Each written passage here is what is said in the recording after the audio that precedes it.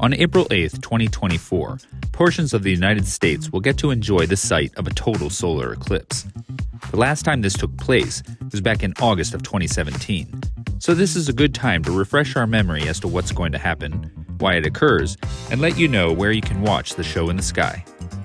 A solar eclipse occurs when the moon moves between the Earth and the Sun, blocks the Sun's light, and casts a shadow on the Earth. When the moon completely covers the bright disk of the Sun, that's a total solar eclipse. This differs from a lunar eclipse, where the moon moves behind the Earth, so it's now the Earth blocking the Sun's light on the moon, creating a shadow on it with a red tint.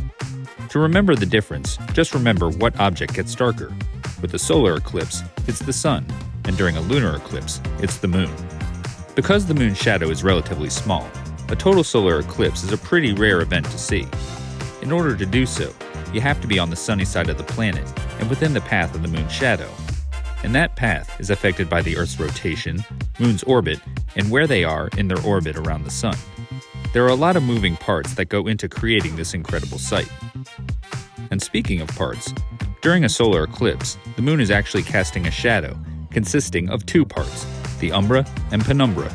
The moon's umbra is the part of the moon's shadow where the entire sun is blocked by the moon. In space, it's a cone extending about 232,000 miles behind the moon. It's when the small end of this cone hits the Earth that a total solar eclipse can be seen. Those factors are why only a limited number of locations on Earth get to actually see it. So, if you find your area in the path of totality this year, treasure the sight, because on average, that same spot on Earth won't see another total solar eclipse for 375 years. The area around Carbondale, Illinois, however, has hit the cosmic jackpot, getting to experience this year's eclipse, as well as the one from 2017. But their next view of a total solar eclipse won't happen until the year 2343.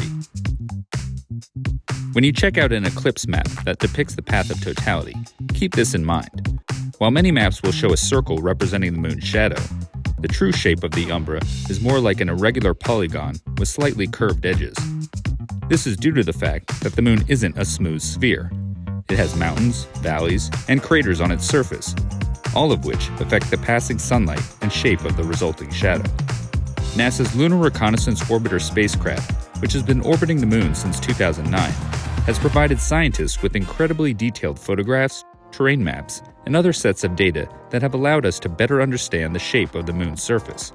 This, in turn, has given us the ability to create more finely detailed maps depicting which specific areas on Earth lie within a solar eclipse's path of totality.